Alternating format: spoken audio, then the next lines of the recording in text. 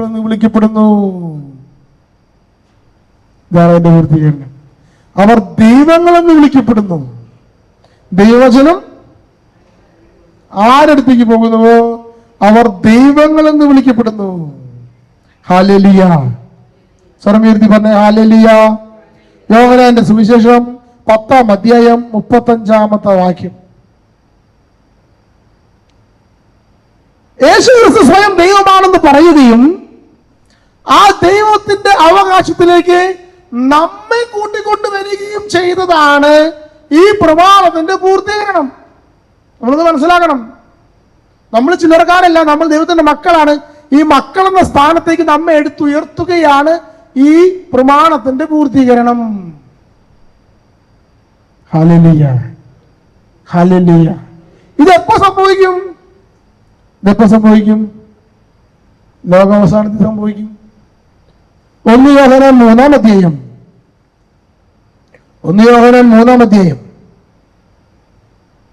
2-ാമത്തെ വാക്യം. പ്രിയപ്പെട്ടവരെ, നാം ഇപ്പോൾ ദൈവത്തിന്റെ മക്കളാണ്. നാം എന്തായി തീരുമെന്ന് ഇതുവരെയും വെളിപ്പെട്ടിട്ടില്ല. എങ്കിലും ഒരു കാര്യം നാം അറിയുന്നു, അവിടുന്ന് പ്രത്യക്ഷനാകുമ്പോൾ നാം അവിടുത്തെ പോലെയാകും. അവിടുന്ന് ആയിരിക്കുന്നത് പോലെ നാം അവിടുത്തെ കാണുകയും ചെയ്യും. എന്താ പറഞ്ഞതിന്റെ അർത്ഥം? ചിലർ ലോകാവസാനം എന്ന് പറഞ്ഞ് പേടിപ്പിക്കുന്നത് നമ്മൾ തന്നെ അല്ലേ. ലോകാവസാനം വരുന്നു. ലോകാവസാനം വന്ന് എന്താ സംഭവിക്കുക? അതാണ് ഇവിടെ പറഞ്ഞിരിക്കുന്നത്. അവിടുന്ന് പ്രത്യക്ഷനാകുമ്പോൾ നാം അവിടുത്തെ പോലെയാകും. ദൈവം നമ്മുടെ അടുത്തേക്ക് വരുമ്പോൾ നാം ആരെ പോലെയാകും?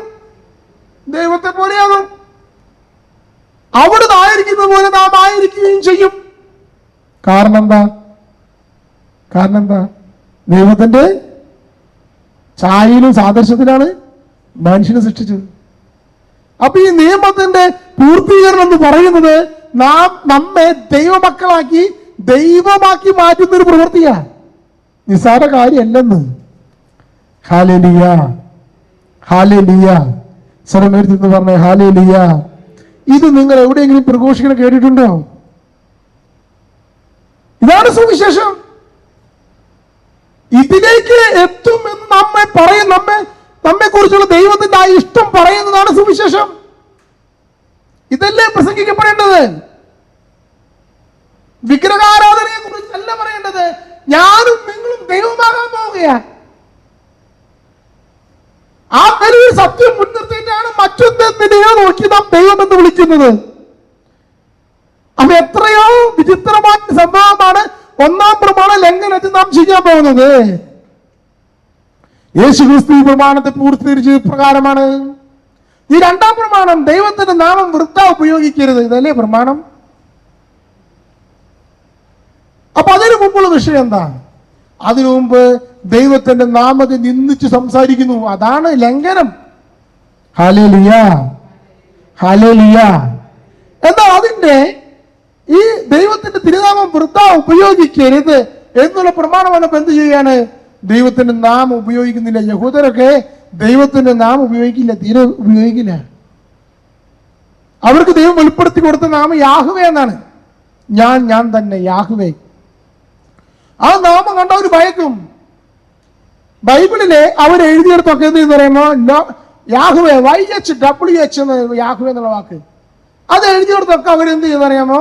അവർ വായിക്കുക ലോർഡ്, യജമാനനെ, കർത്താവേ, കുര്യോസ്.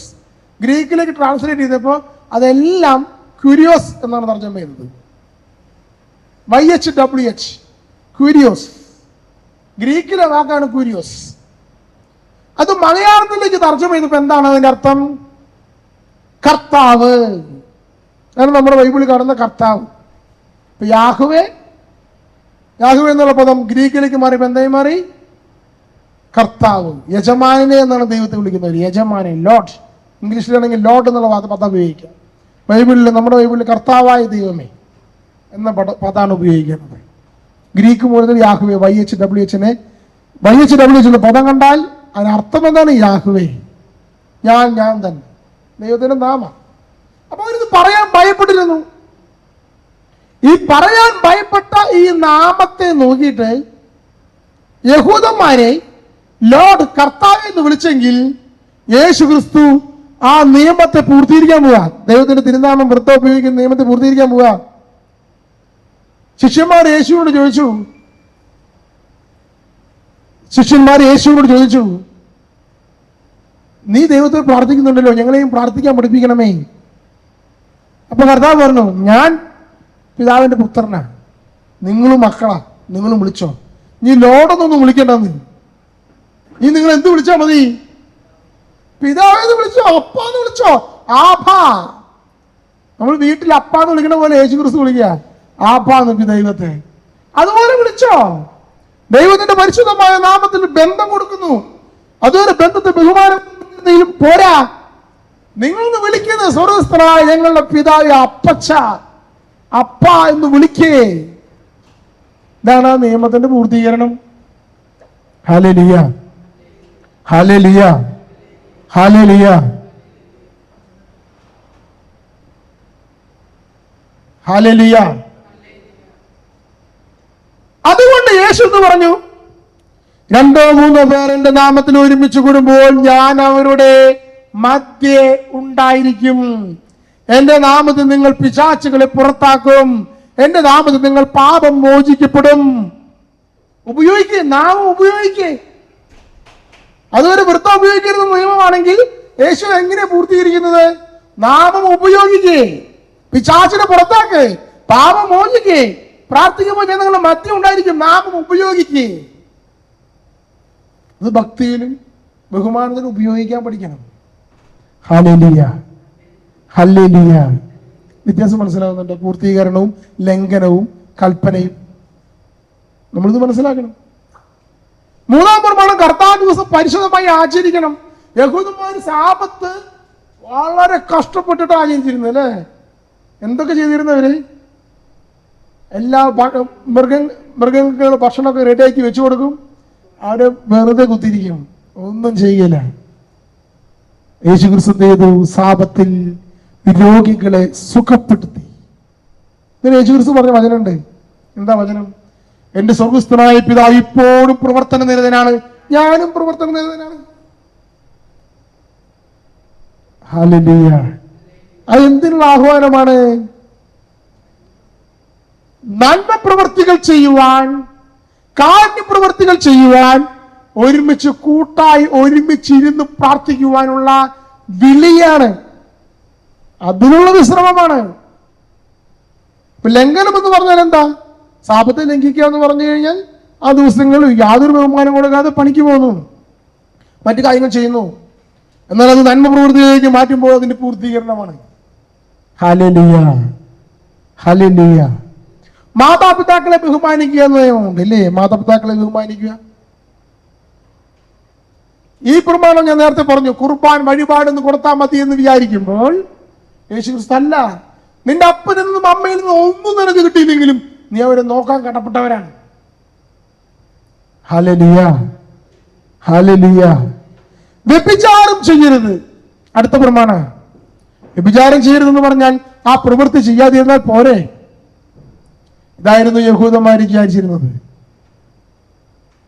എന്നാൽ യേശു ക്രിസ്തു ആ നിയമത്തിൽ നിന്ന് പൂർത്തീകരിക്കുന്നുണ്ട്. എന്താ പൂർത്തീകരിക്കുന്നത്? വ്യഭിചാരം ചെയ്യരുതെന്ന് കൽപ്പിച്ചിട്ടുണ്ടെന്ന് കേട്ടിട്ടുണ്ടല്ലോ.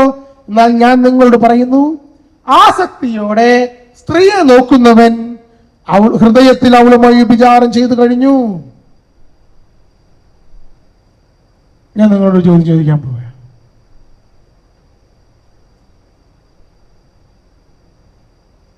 ഒരു സ്ത്രീ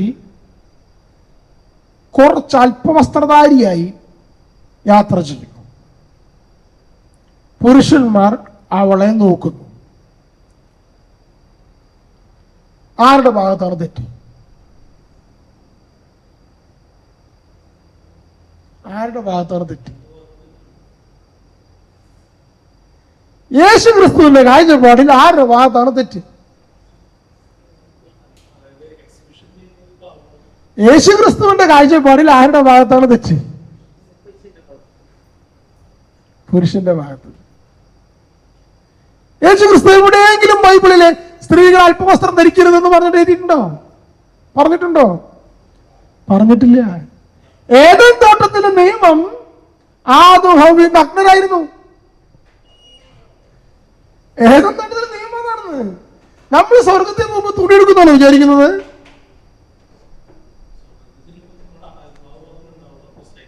ശരീരം ഉണ്ടാകും. ഞാൻ പറഞ്ഞാൽ അതിനെ പറ്റിയിട്ട് ശരീരം ഉണ്ടായിരിക്കും. യേശുക്രിസ്തു ശരീരം ഉണ്ടല്ലോ സ്വർഗത്തിലെ. പക്ഷെ അമ്മയ്ക്ക് സ്വർഗത്തിൽ ശരീരം ഉണ്ടല്ലോ. നമ്മൾ അതിലേക്ക് തന്നെ വിളിക്കപ്പെടുന്നത്. നമ്മൾ എന്താ കരുതുന്നത്? നമ്മൾ പലപ്പോഴും സ്ത്രീയെ കുറ്റപ്പെടുത്തുന്നു. സമൂഹം അതുവരെയും സ്ത്രീയെ കുറ്റപ്പെടുത്തുന്നു, ഇന്നും സ്ത്രീയെ കുറ്റപ്പെടുത്തുന്നു. പക്ഷെ കർത്താവിന്റെ നിയമം വേറെയാണ്.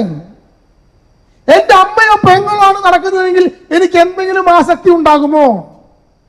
ചോദ്യം അതാണ്. എന്റെ അമ്മയോ പെങ്ങളോ ആണ് അല്പവസ്ത്രധാരിയായി മുന്നോട്ട് പോകുന്നതെങ്കിൽ എനിക്ക് എന്തു തോന്നും? അതുകൊണ്ടാണ് കർത്താവ് ഇവിടെ പറയുന്നത്, പുരുഷന്റെ കണ്ണിനാണ് കുഴപ്പം, സ്ത്രീയുടെ വസ്ത്രത്തിനല്ല.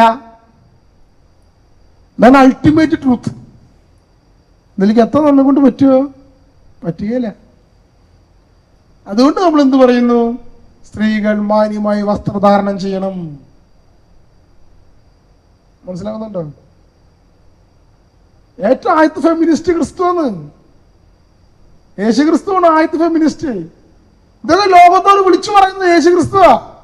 ചരിത്രത്തിൽ ഇതുവരെയും പുരുഷ മേധാവിത്വമാണെങ്കിൽ ഈക്വാലിറ്റി പറയുക യേശുക്രിസ്തു പറയുന്നത്. Hallelujah, hallelujah. വലത് കണ്ണ് നിനക്ക് പാപഹേതുവാകുന്നുവെങ്കിൽ അത് ചൂഴ്ന്നെടുത്ത് എറിഞ്ഞു കളയുക എന്ന് പറഞ്ഞ എന്താ അർത്ഥം? ആസക്തിയുടെ നോക്കരുതെന്ന്. അടുത്ത വചനം ഇതാണ്, വലത് കരം നിനക്ക് പാപഹേതുവാണെങ്കിൽ അത് വെട്ടി ദൂരെ എറിയുക. എന്താ അർത്ഥം എന്നറിയോ? കയറി പിടിക്കരുതെന്ന്. ഈ നിയമത്തിലാ പറയുന്നത്, വേറെ നിയമത്തിലല്ല. ഒരു സ്ത്രീ വസ്ത്രധാരണം കുറവാണെങ്കിൽ നിനക്ക് ആസക്തി തോന്നുന്നുണ്ടെങ്കിൽ, നിന്റെ കണ്ണാണ് കുഴപ്പമെങ്കിൽ നിന്റെ കണ്ണ് മാറ്റി. ആത്മീയമായിട്ടാണ് മാറ്റേണ്ടത് കേട്ടോ, കണ്ണ് ചൂന്നെടുത്ത് കളയാനില്ല. നിനക്ക് കയറി പിടിക്കാൻ തോന്നുന്നു, നീ കൈ മാറ്റേ. അതാണ് നിയമം. ഹല്ലേലൂയ. ഇങ്ങനെ ധ്യാനം പറഞ്ഞു കേട്ടിട്ടുണ്ടോ? ഇതാണ് കർത്താവിന്റെ നിയമം. നമ്മെ കൊണ്ട് പറ്റില്ലെന്നേ. കർത്താവിന്റെ പല നിയമങ്ങളും നമ്മെ കൊണ്ട് പറ്റില്ല. അതിലേക്കൊക്കെ ലോകം വരുന്നേ ഉള്ളൂ. അവിടെയാണ് ഇവിടെ ഫെമിനിസം കടന്നു വരുന്നത്. ഈ ലോകത്തിന്റെ ആ ഈക്വാലിറ്റി കിട്ടാൻ വേണ്ടിയാണ് ഫെമിനിസം കടന്നു വരുന്നത്. Price the Lord, praise the Lord, hallelujah. വിവാഹമോചനം അടുത്ത നിയമം കർത്താവ് കൊണ്ടുവരിക. യേശുക്രിസ്തുവിന്റെ ഞാൻ ലാസ്റ്റ് 10-ാം പ്രമാണം പറയും. 5-ാം പ്രമാണം, 6-ാം പ്രമാണത്തിലെ നമ്മൾ എത്തിയത്. മോഷ്ടിക്കരുത് അടുത്ത പ്രമാണം അല്ലേ. ഒരു വസ്തു എന്റെ വീട്ടിൽ നിന്ന് മോഷ്ടിച്ചു കൊണ്ടുപോകുന്നു, ഞാൻ മോഷണം. എന്റെ പ്രതികരണം എങ്ങനെയാ? സമ്പത്തിനെ കുറിച്ചുള്ള എന്റെ കാഴ്ചപ്പാട് എങ്ങനെയാ? യേശുക്രിസ്തു എന്താ പറഞ്ഞത്? നിന്റെ വസ്ത്രം കൊണ്ടുപോകുന്നവന് നിന്റെ മേലങ്കി കൂടി കൊടുക്കുക. 1 മൈല് നീ നടക്കാൻ നിന്റെ കൂടെ പറഞ്ഞു കഴിഞ്ഞാൽ നീ 2 മൈൽ അവന് കൂടെ നടക്കുക. ആരെങ്കിലും ചോദിക്കുന്നവർക്ക് കൊടുക്കുക. വായ്പ വാങ്ങാൻ ഇച്ഛിക്കുന്നതിൽ നിന്ന് ഒഴിഞ്ഞു മാറരുത്. കാരണം ഇതൊക്കെ ഉണ്ടാക്കിയത് ദൈവമാണ്. എന്റെ നിങ്ങളുടെ വീട്ടിലിരിക്കുന്ന സമ്പത്ത് ദൈവത്തിന്റെയാണ്. ഏതും തോട്ടത്തിൽ എല്ലാവർക്കും എല്ലാം തുല്യമല്ലേ? ഒരാൾക്ക് കൂടുതലോ കുറവുണ്ടോ? അതാണ് നിയമം. അതാണ് ക്രിസ്തുവിന്റെ നിയമം.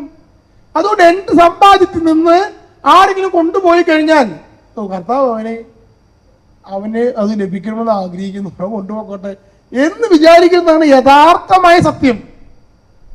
നടക്കണ കാര്യമാണോ? നടക്കണ കാര്യമല്ല. പക്ഷെ സത്യം ഇതാണെന്ന് നമ്മളെന്താ വിചാരിക്കുന്നത്? നമ്മൾ ഉണ്ടാക്കി കുട്ടിയതൊക്കെ എന്റെയാണെന്ന് വിചാരിക്കുക. മരിക്കുമ്പോൾ ഞാൻ കൊണ്ടുപോവുകയില്ല.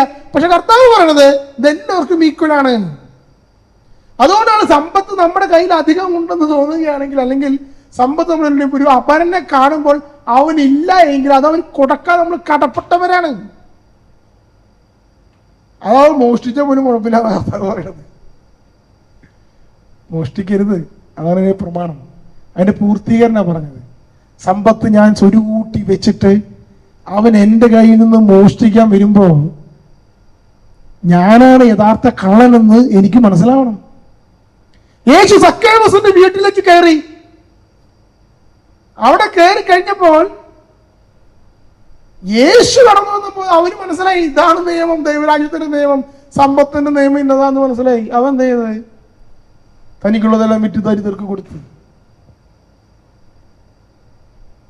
Price the Lord, praise the Lord, hallelujah. ഇതാണ് നമ്മുടെ സമ്പത്താന്ന് വിചാരിക്കാതെ, നമ്മുടെ സമ്പത്തിൽ അപരനും കൂടി അർഹതയുണ്ടെന്ന് വിചാരിച്ചു കഴിഞ്ഞാൽ ദൈവരാജ്യത്തിന്റെ ഒരു പടിയെങ്കിലും നമുക്ക് അടുത്തു. അതുകൊണ്ടാണ് നമ്മുടെ ദൈവരാജ്യത്തിന് അനുസൃതമായി ജീവിക്കണമെന്ന് ആഗ്രഹിക്കുമ്പോൾ ദാരിദ്ര്യം ബ്രഹ്മചര്യം അനുസരണമെന്ന് എടുക്കുന്നത്. സന്യാസത്തിലൊക്കെ സ്വന്തമുള്ളതായിട്ട് ഒന്നും കരുതാതെ ദാരിദ്ര്യം സ്വീകരിക്കുവാനായിട്ട് സന്യാസ വൈദികരും സിസ്റ്റേഴ്സും ആഗ്രഹിക്കുന്നതിന് കാരണം ഇതാണ് യഥാർത്ഥ നിയമം. ആ നിയമം അവര് ഏതും തോട്ടത്തിൽ നിയമം അവര് ജീവിച്ച് കാണിക്കുക. അവർ ജോലി ചെയ്യുന്നു, ശമ്പളമില്ല. ശമ്പളം ആർക്കാണ്? ഏതും തോട്ടത്തിലേക്ക്, അവരുടെ സഭയാവുന്ന ഏതും തോട്ടത്തിലേക്ക് എല്ലാവരും ഈക്വലായി എടുക്കുന്നു. അത്രയൊക്കെ മനുഷ്യനോട് ഇപ്പൊ പറ്റുന്നത്. ഹല്ലേലൂയ. ഇതാണ് അതിന്റെ നിയമം, ഇതാണ് അതിന്റെ നിയമം. നമ്മൾ എത്രത്തോളം വളരണം? നുണ പറയരുത്, കള്ളസാക്ഷ്യം പറയരുത്. നമ്മൾ പലപ്പോഴും എന്താ ചെയ്യാം? കള്ളസാക്ഷ്യം പറയുകയില്ല, എന്നാൽ ചിലപ്പോൾ എന്ത് ചെയ്യും? സത്യം ചെയ്യും. ആണയിടും അല്ലേ? നേർച്ച നേരും, ആണയിടും. നേർച്ച തരാൻ പാടുമോ? ആണയിടാൻ പാടുമോ? യേശു പറഞ്ഞത് എന്താ? സ്വർഗത്തെ കൊണ്ട് നീ ആണയിടരുത്, അത് ദൈവത്തിന്റെ സിംഹാസനമാണ്. അപ്പൊ പുണ്യാളനാണ് സത്യം എന്ന് പറയാൻ പാടുമോ? മാതാവാണ് സത്യം എന്ന് പറയാൻ പാടുമോ? അർഹതയുണ്ടോ? സ്വർഗത്തെ കൊണ്ട് നിനക്ക് ആണയിടരുത്, ഭൂമിയെ കൊണ്ട് നീ ആണയിടരുത്, അത് ദൈവത്തിന്റെ പാദപീഠമാണ്. മാതാവ് ഈ കാര്യം നടത്തി കഴിഞ്ഞ് ഇത്ര മെഴുതിരി കത്തിക്കാം. മെഴുതിരി ആരുടെ വഴിയ? പാദപീഠം ചോദിച്ചത് ദൈവത്തിന്റെ പാദപീഠമാണ്. ജെറുസലേമിനെ കൊണ്ട് നീ ആണയിടരുത്, അത് ദൈവത്തിന്റെ ആലയമാണ്. എന്റെ ശരീരത്തെ പറ്റി പറയുന്നത് ദേവാലയം. എന്റെ തലയാണ് സത്യം, എന്റെ ഭാര്യയാണ് സത്യം, എന്റെ മക്കളാണ് സത്യം. പറയാൻ പറ്റുമോ? ഇതൊക്കെ ദൈവത്തിന്റെയാണെന്ന്, നമ്മുടെ ആയിട്ടൊന്നുമില്ല.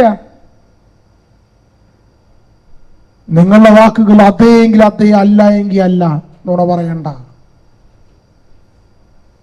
അതേ എങ്കിൽ അതെ, അല്ല എങ്കിൽ അല്ല. ഇതിനപ്പുറത്തേക്ക് ഒരു നിയമമില്ലെന്ന് യേശു ക്രിസ്തു പറയുകയാണ്. ഇതാണ് അതിന്റെ പൂർത്തീകരണം. കള്ളം പറയരുതെന്ന് മാത്രമല്ല, ഇതിനൊരു പൂർത്തീകരണമുണ്ട്. ഈ നിയമത്തിന് ഒരു പൂർത്തീകരണമുണ്ട്. Praise the Lord, praise the Lord.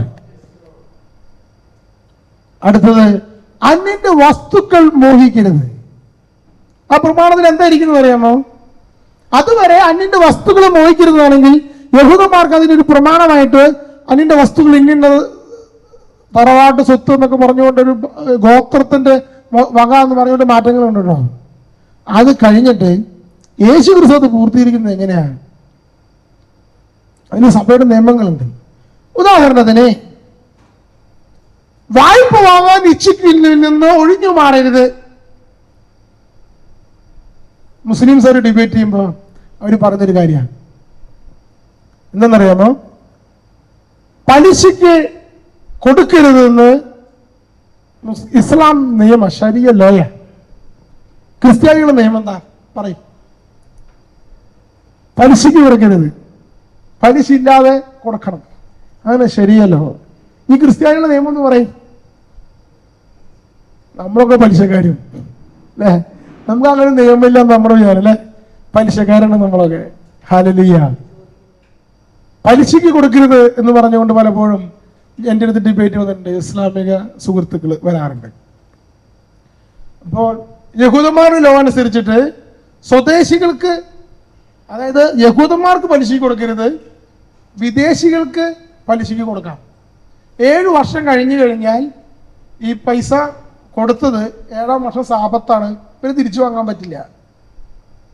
പിന്നെ 50 വർഷം കഴിഞ്ഞാൽ 7 49 വർഷം കഴിഞ്ഞാൽ അവരുടെ ജൂബിലിയാണ്. അപ്പൊ അടിമകളൊക്കെ സ്വതന്ത്രരാകണം. ഇങ്ങനൊരു നിയമമാണ് യഹൂദന്മാരുടെ നിയമം. ഇങ്ങനെ കിടക്കുന്നത് കേട്ടോ. യേശു ക്രിസ്ത്യാനികളോട് എന്ത് നിയമമാണ് പറഞ്ഞത്? യേശു പറഞ്ഞത് എന്താണെന്നറിയാമോ? തിരിച്ചു കിട്ടുമെന്ന് കരുതി വായ്പ കൊടുക്കരുത് എന്ന് പറഞ്ഞ അർത്ഥം എന്താ? ചോദിക്കുന്ന നിന്ന് ഒഴിഞ്ഞു മാറരുത്. രണ്ട് കാര്യം കർത്താവ് പറഞ്ഞത്. ഒരു വ്യക്തി വന്ന് എനിക്ക് 2 ലക്ഷം രൂപ വായ്പ തരിക എന്ന് പറഞ്ഞു കഴിഞ്ഞാൽ ഞാൻ അവന് കൊടുക്കണം 2 ലക്ഷം രൂപ. കൊടുത്തു കഴിഞ്ഞാൽ ഒഴിഞ്ഞു മാറാൻ പാടില്ലല്ലോ, കൊടുക്കണം. 2 ലക്ഷം രൂപ കൊടുത്തു കഴിഞ്ഞാൽ പിന്നെ അവനോട് ചോദിക്കാനും പാടില്ല.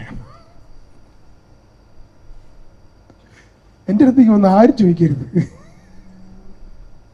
Price the Lord. എന്താ കാരണം? ഇത് അൾട്ടിമേറ്റ് ട്രൂത്ത് ആണ് അല്ലേ? യഥാർത്ഥ സത്യം ഇതാണ്. സ്വർഗത്തിലുള്ള സത്യം ഇതാണ്. ഏതും തോട്ടത്തിൽ സത്യം ഇതാണ്. കർത്താവ് തരും. ഇപ്പുറത്ത് കൊടുത്താൽ കർത്താവ് ഇപ്പുറത്തോടെ തരും എന്ന് വിശ്വസിക്കണം. ഇതാണ് ശരിയായ നിയമം. അതായത് ഒരു വ്യക്തി കഷ്ടപ്പെടുമ്പോഴോ ദരിദ്രനാണെങ്കിൽ സമ്പന്നന്റെ അടുത്ത് പോയി പൈസ ചോദിച്ചു കഴിഞ്ഞാൽ അവന് കൊടുക്കണം.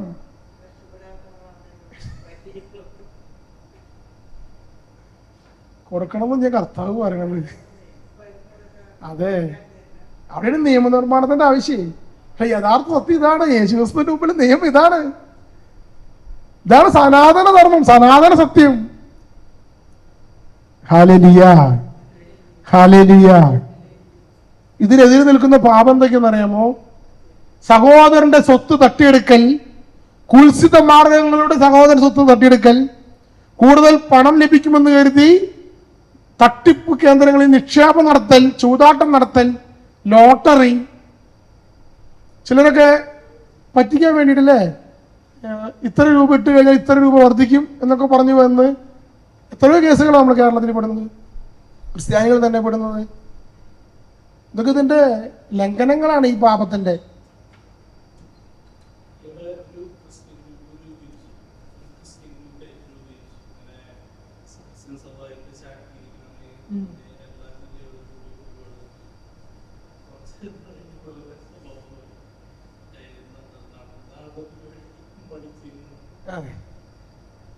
ഹല്ലേലൂയ. ഇതാണ് യേശുക്രിസ്തു ഈ പ്രമാണത്തെ പൂർത്തീകരിച്ചു. ഇങ്ങനെ ഓരോ പ്രമാണങ്ങളെയും കർത്താവ് പൂർത്തീകരിക്കുന്നുണ്ട്. നമ്മളത് നോക്കണം. മത്തായിയുടെ സുവിശേഷം 5-ാം അധ്യായം 42-ാമത്തെ വാക്യമാണ്: ചോദിക്കുന്നവന് കൊടുക്കുക, വായ്പ വാങ്ങാൻ ഇച്ഛിക്കുന്നവനിൽ നിന്ന് ഒഴിഞ്ഞു മാറരുത്. 38-ാമത്തെ വചനം മുതൽ വായിക്കാം. കണ്ണിന് പകരം കണ്ണ്, പല്ലിന് പകരം പല്ലെന്ന് പറഞ്ഞിട്ടുള്ള കേട്ടിട്ടുണ്ടല്ലോ. ഞാൻ നിങ്ങളോട് പറയുന്നു, ദുഷ്ടനെ എതിർക്കരുത്. വലത് കാരണം തടിക്കുന്നവനെ മറ്റേ കാരണം കൂടി കാണിച്ചു കൊടുക്കുക. നിന്നോട് വ്യവഹരിച്ച് നിന്റെ ഉടുപ്പ് കരസ്ഥമാക്കാൻ ആഗ്രഹിക്കുന്നവനെ മേലങ്കി കൂടി കൊടുക്കുക. 1 മൈൽ ദൂരം പോകാൻ നിന്നെ നിർബന്ധിക്കുന്നതിന് കൂടെ 2 മൈൽ ദൂരം പോകുക. ചോദിക്കുന്നതിന് കൊടുക്കുക, വായ്പ വാങ്ങാൻ ഇച്ഛിക്കുന്നതിൽ നിന്ന് ഒഴിഞ്ഞു മാറരുത്. ഇനി മറ്റൊന്നാണ് ഇതുപോലെ തന്നെ ശത്രുക്കളെ സ്നേഹിക്കാൻ പറഞ്ഞിട്ട് ഒരിക്കലും ഒരു യുക്തിവാദി പറയാൻ, ദൈവം ജീവനോടെ ഉണ്ടെങ്കിൽ ഇപ്പോൾ ഈ നിമിഷം ഞാൻ മരിച്ചു പോകട്ടെ, അപ്പൊ ഞാൻ വിശ്വസിക്കാം. ദൈവം ഉണ്ടെങ്കിൽ എന്നെ കൊല്ലി കാണട്ടെ. എന്ത് ദൈവം ഉണ്ടെങ്കിൽ ഒന്ന് കാണണല്ലോ, എന്നെ കൊന്നാ മതി, വേറെ ഒന്നും ചെയ്യണ്ടേ. ഒരു യുക്തിവാദി വെല്ലുവിളിക്കുകയാണ്. ആ വചനം ഇവിടെയുണ്ട്. എന്താ പറയുന്നത്? സ്വർഗസ്ഥരായ നിങ്ങളുടെ പിതാവ് ശിഷ്ടരുടെയും ദുഷ്ടരുടെയും മേൽ സൂര്യനെ ഉദിപ്പിക്കുകയും നീതിമാന്മാരുടെയും നീതിരഹിതരുടെ മേൽ മഴ പെയ്യുകയും ചെയ്യുന്നു. നിങ്ങളെ സ്നേഹിക്കുന്നവരെ മാത്രം നിങ്ങൾ സ്നേഹിച്ച നിങ്ങൾക്ക് എന്ത് പ്രതിഫലമാണ് ലഭിക്കുക? ചുങ്കക്കാർ പോലും അത് ചെയ്യുന്നില്ലേ? സഹോദരങ്ങളെ മാത്രം നിങ്ങൾ അഭിവാദനം ചെയ്യുന്നെങ്കിൽ വിശേഷ വിധിയായി എന്താണ് ചെയ്യുന്നത്? വിജാതീരും ഇത് തന്നെ ചെയ്യുന്നില്ലേ? നിങ്ങളുടെ സ്വർഗസ്ഥനായ പിതാവ് പരിപൂർണനായിരിക്കുന്നത് പോലെ നിങ്ങളും പരിപൂർണരായിരിക്കുവിൻ. ഹല്ലേലൂയ. അപ്പൊ നമുക്ക് ഇതാണ് പഴയ നിയമത്തിലുണ്ട്. അത് പഴയ നിയമം, അതുകൊണ്ടാണല്ലോ പഴയ നിയമം. അതുകൊണ്ടാണല്ലോ അത് ഞാൻ പറയാൻ പോകുന്നത്. എന്താണെന്നറിയാമോ? ബൈബിള് വായിക്കേണ്ടത് മുന്നിൽ നിന്ന് പിന്നിലോട്ടാണ്. ആദ്യത്തിൽ നിന്ന് അവസാനത്തിലേക്കാണ്. അവസാനത്തിൽ നിന്ന് ആദ്യത്തിലേക്ക് വായിച്ചാൽ തെറ്റുപറ്റും. ഇത് ഒരു ക്രമമുണ്ട്, നമ്മളിത് മനസ്സിലാക്കണം. ആദ്യം നിയമങ്ങളും പ്രവചനങ്ങളും ഉണ്ട്, അതിനുശേഷം അത് ഓരോ കാലഘട്ടത്തിലും പൂർത്തീകരിക്കുന്നുണ്ട്. ആ പൂർത്തീകരണം ക്രിസ്തുവിൽ കംപ്ലീറ്റഡ് ആണ്. ആദിമ സഭയിലെ സിനഗോഗുകളിൽ ക്രിസ്ത്യാനികൾ എഴുന്നേറ്റ് നിന്ന് ബൈബിൾ വായിക്കാൻ തുടങ്ങി. യഹൂദന്മാരുടെ സിനഗോഗുകളിൽ യഹൂദന്മാരും അവർക്ക് സിനഗോഗുകളുണ്ട്. അവരും ദേവാലയങ്ങളിൽ അവർ സിനഗോഗുകളിൽ ബൈബിൾ വായിക്കും. പഴയ നിയമമുള്ളൂ ആദിമസഭയിൽ, യേശുവിന്റെ കാലഘട്ടത്തിൽ, കഴിഞ്ഞതിന് ശേഷമുള്ള കാലഘട്ടത്തിൽ, 71-ാം നൂറ്റാണ്ടിൽ. അപ്പൊ യഹൂദന്മാര് അവരുടെ പഴയ നിയമം എടുക്കും, വ്യാഖ്യാനം ആരംഭിക്കും ഈ പറഞ്ഞതുപോലെ. മനസ്സിലായോ? എന്നാൽ ക്രിസ്ത്യാനികൾ പഴയ നിയമം എടുത്തിട്ട് യേശു ക്രിസ്തു പൂർത്തീകരിച്ചത് ഇങ്ങനെ എന്ന് പറഞ്ഞുകൊണ്ട് സിനഗോഗിൽ പ്രസംഗിക്കാൻ ആരംഭിച്ചു. അത് ആകെ വിവാദ വിഷയമായി 1-ാം നൂറ്റാണ്ടിൽ. കാരണം യഹൂദന്മാർ ക്രിസ്ത്യാനിലും ഇടകലർന്നിരുന്ന് ഒരു പള്ളിയിലിരിക്കുന്നു. യഹൂദന്മാർ വായിക്കുമ്പോൾ പഴയ നിയമം മാത്രം എടുത്ത് വായിക്കുള്ളൂ, അതുകൊണ്ട് അതേ നിയമങ്ങൾ പറയുന്നു. അപ്പൊ അവിടെ എന്താ? സ്ത്രീയുടെ വാക്കിന്, ഉത്തമയായ സ്ത്രീയുടെ വാക്കിന് പുരുഷന്റെ വാക്കിന്റെ വിലയില്ല, ദുഷ്ടന്റെ വാക്കിന്റെ വില പോലും ഇല്ല. അങ്ങനെയൊക്കെ ഉണ്ട് പ്രഭാഷണ പുസ്തകത്തിലൊക്കെ.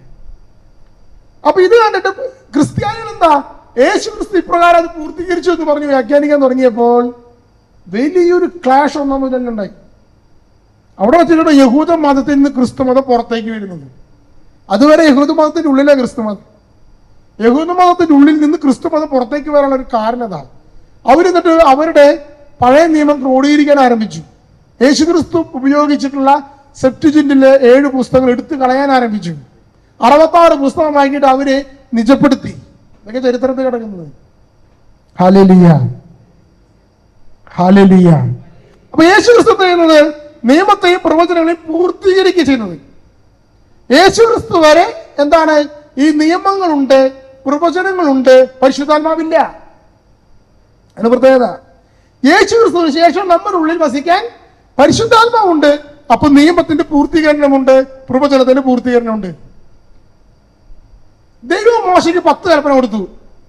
എന്നിട്ട് ഈ പറഞ്ഞ പോലെ നിയമങ്ങൾ പറഞ്ഞു കഴിഞ്ഞാൽ ഇസ്രായേൽ ജനം അനുസരിക്കുമോ? അവര് ദൈവത്തോട് പറയും, നീയൊന്ന് ചെയ്ത് കാണിച്ചതാന്ന് പറയും. ഇല്ലേ? പറയില്ലേ? നീയൊന്ന് ചെയ്ത് കാണിച്ചതാ, എന്നിട്ട് ആലോചിക്കാം ഞങ്ങൾ ഇതുപോലെ ജീവിക്കണം വേണ്ടതെന്ന്. ദൈവം എന്താ ചെയ്യുന്നത്? മനുഷ്യനായി ഭൂമിയിൽ ഇറങ്ങി വന്നിട്ട് ഈ നിയമങ്ങളെല്ലാം ചെയ്തു കാണിച്ചു വന്നു. എന്നിട്ട് പറയുകയാണ് ഇതുപോലെ ചെയ്യും. ഇങ്ങനെ ചെയ്യുവാൻ നമുക്ക് സാധ്യമല്ലാത്തത് കൊണ്ടാണ് സന്യാസിമാരുടെ സമൂഹം ഉണ്ടാവുന്നത് സഭയിലെ. പക്ഷെ നമുക്കതിൻ്റെതായ ആത്മായ ജീവിതം നയിക്കണം. നമ്മളാണ് ഭൂമിയുടെ ഉപ്പും. അതുപോലെ തന്നെ യേശു പറഞ്ഞില്ലേ, ഒരു തരി മാവിൽ ചേർത്ത പുളിപ്പ്. പുളിപ്പാണ് ഈ ദൈവരാജ്യം. എന്താ പുളിപ്പ്? ഈ നിയമങ്ങൾ നമ്മൾ നടപ്പിലാക്കാൻ തുടങ്ങാണ് പുളിപ്പായിട്ട്. അതങ്ങോട്ട് സ്പ്രെഡാവാൻ തുടങ്ങും. ലോകത്ത് മറ്റു മതങ്ങളിലേക്ക് സ്പ്രെഡാവാൻ തുടങ്ങും. അവരത് അംഗീകരിക്കാൻ തുടങ്ങും. അവരറിയുന്നില്ല ദൈവരാജ്യം നടപ്പിലാക്കണേന്ന്. കാരണം അവരുടെ മനസാക്ഷിയിലുള്ളിൽ ഈ നിയമങ്ങൾ ഉള്ളത് കൊണ്ട് അവരറിയാതെ അനുസരിക്കാൻ തുടങ്ങും. ഇതനുസരിച്ചിട്ട് അവരെ ദൈവം വിധിക്കും. അല്ലേ? റോമക്കാർക്ക് 2-ാം തീയതി എന്താ പറയുന്നത്? നിങ്ങളുടെ മനസാക്ഷി അനുസരിച്ച് നിങ്ങൾ ദൈവം വിധിക്കും. ആര്? വിജാതീയരാണ്. കാരണം എന്താ? മനസാക്ഷിയിൽ നമ്മൾ കൊടുത്തിട്ടുണ്ട് ദൈവരാജ്യത്തിന്റെ നിയമം. അതാണ് സംഭവിക്കാൻ പോകുന്നത്. ഹല്ലേലൂയ. സർവ്വീർത്തി ഹല്ലേലൂയ. ശക്തിയോട് പറഞ്ഞ ഹല്ലേലൂയ. യേശുവേ നന്ദി, യേശുവേ സ്തുതി. അപ്പൊ നമ്മള് ഏദൻ തോട്ടത്തിന്റെ നിയമങ്ങളെ യേശു ക്രിസ്തു റീസ്റ്റോർ ചെയ്തത് നമ്മൾ കാണാം. ഇനി എന്ത് ചെയ്യണം? ഈ ദൈവരാജ്യത്തിന്റെ നിയമങ്ങൾ നടപ്പിലാക്കണം. നടപ്പിലാക്കണമെങ്കിൽ ആർക്കാ പറ്റുള്ളൂ? ദൈവരാജ്യം സ്ഥാപിക്കണ്ടേ ഭൂമിയിൽ? ഒരിക്കലും ഒരു കുട്ടി പ്രാർത്ഥിക്കുന്നു, ഞാൻ ഫേസ്ബുക്കിൽ കാണുക.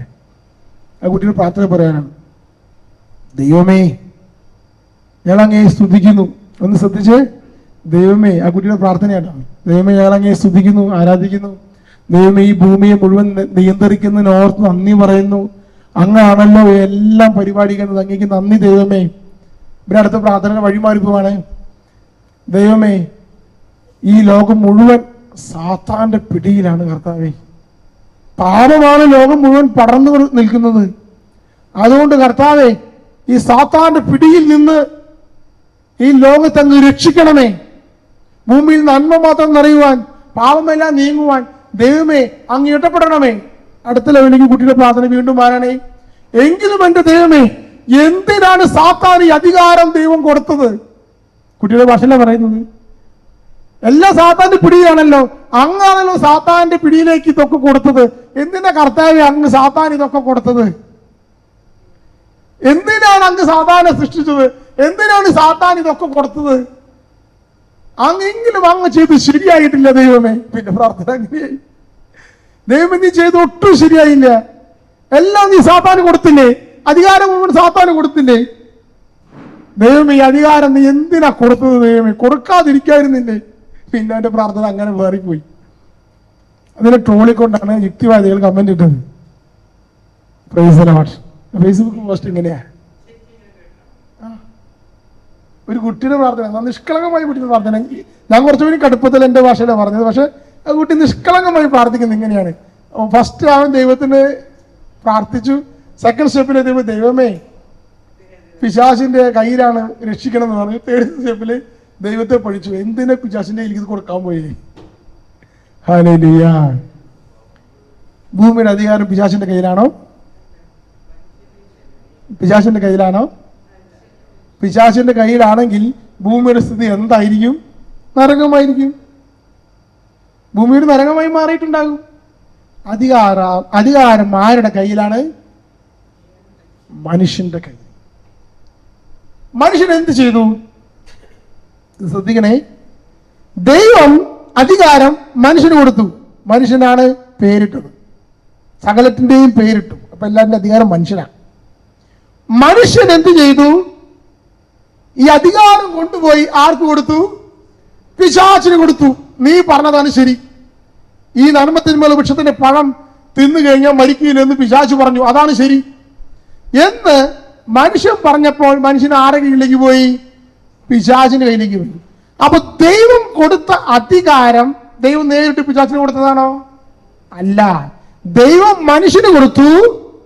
മനുഷ്യൻ പറഞ്ഞു ദൈവത്തിന്റെ ശരിയല്ല ശരി, മനുഷ്യന്റെ പിശാചിന്റെ ശരിയാണ് ശരി എന്ന് മനുഷ്യൻ പറഞ്ഞപ്പോൾ ഈ അധികാരം ആരുടെ അടുത്തെത്തി? പിശാചിന്റെ അടുത്തെത്തി. ഇപ്പൊ അധികാരി ആരാ? പിശാച്. സാത്താന്റെ കയ്യിൽ എങ്ങനെ അധികാരം വന്നെന്ന് മനസ്സിലായോ?